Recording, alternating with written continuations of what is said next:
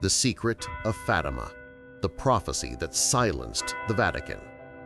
Mary spoke about hell, where the souls of sinners are burned without end, about a great war that would draw all humanity into darkness, and, finally, about a sorrow that would strike at the very heart of the Church itself. 3 children heard those words, and the whole world would one day shudder. For within the 3 secrets of Fatima, there are things that have already come to pass. Everything began on the afternoon of May 13, 1917. 3 shepherd children, Lucia, Francisco, and Jacinta, had just finished their prayers in the open field. In the distance, the church bells rang softly, mingling with the sound of sheep. Everything was peaceful, still, almost sacred. Then, a flash of light. Not thunder, not lightning, but a warm, gentle radiance that filled the sky, so bright that the children fell to their knees in fear. And from within that light, a woman appeared, dressed in pure white. Her face shone brighter than the sun, yet in her eyes was a love deeper and gentler than any words could ever express. "Do not be afraid," she said softly. "I come from heaven." Lucia would later recall that in that moment, time itself seemed to stop. There was no wind, no sound, nothing except the voice of the Blessed Mother. A voice as gentle as a whisper, yet piercing straight into the heart. She said that the world was offending God too greatly, and that if mankind did not repent, a war far terrible than the first was drawing near. From that day on, the Virgin appeared to the children once each month, and with every apparition, her words began to unveil the destiny of humanity and the fate of the Church itself. Lucia trembled as she described what happened during the 3rd apparition. The light that surrounded Mary was no longer soft and warm, but so radiant it seemed to burn through the very air. And within that blazing light, the Mother said to them, "Now, my children, I will show you what God wishes the world to see." Lucia held tightly to the hands of her 2 cousins. From the light that shone from Mary's hands, a great chasm opened before them, a vast abyss filled with flames twisting and rising, engulfing shadowed figures screaming in endless despair. That sound was not the cry of any human being, but the wail of souls being consumed by fire. Then Mary spoke, her voice filled with sorrow, soft as the wind. "You have seen hell, where the souls of sinners are burned without end." And she pleaded with humanity, pray the rosary every day, and pray for those who have no one left to pray for them.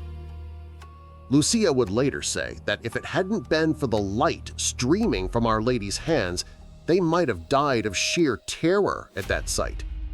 It was not merely a vision, but a warning that if the world did not repent, hell itself would rise upon the earth. And Mary said once more, her voice trembling with sorrow, "If mankind does not stop offending God, another war even more terrible will come."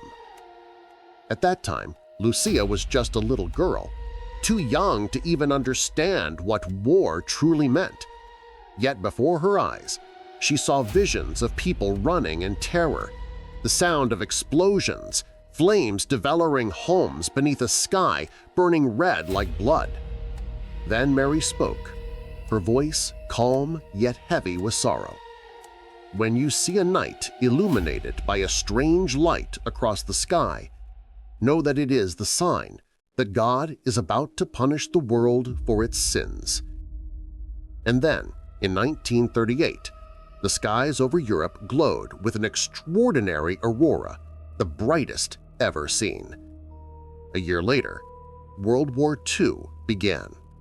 Fire, blood, and tears swept across the earth, just as the Virgin had foretold. Mary also said, "A nation will spread its errors throughout the world, bringing war and persecution. Many nations will be annihilated." And the word Russia escaped from Lucia's trembling lips.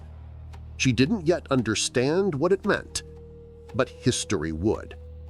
For from that moment on, the shadow of war, persecution, and godlessness fell over humanity, just as heaven had warned. Lucia bowed her head, tears falling silently onto the earth. But the miracle was not yet over. The third vision began, and it was this vision that the Vatican would keep sealed for nearly a century. Lucia saw a scene drenched in blood and sorrow. A bishop, dressed in white, walked slowly through the bodies of the faithful, men, women, and children who had fallen in martyrdom. He trembled, knelt down to pray, and then fell under a hail of bullets and arrows. Around him lay countless priests, nuns, and believers, the witnesses of a church under trial. The whole world fell silent. Only the sound of weeping remained, rising like smoke into a sky dimmed with grief. And Mary said, "The church will suffer greatly. The darkness will enter from within. But in the end, my Immaculate Heart will triumph." As the light faded, the three children knelt, their faces wet with tears. When the Vatican finally revealed this part of the secret in the year 2000, many believed it foretold the assassination attempt on Pope John Paul II. But others still believe that the true secret runs far deeper, a warning of a coming crisis of faith and a time when humanity would face a choice to return to God or to destroy itself. More than a century has passed since the Blessed Mother appeared at Fatima. Her words, once thought to belong only to the past, still echo through our time. The world once again is plunged into war. Families are divided, and hearts drift far from God. Darkness has crept into places that were once filled with light. Could it be that we are now living in the very days the Virgin once warned about? Before her death, Lucia, the last of the three shepherd children, left behind a single, simple message. The only solution for the world today is to return to God through the Immaculate Heart of Mary.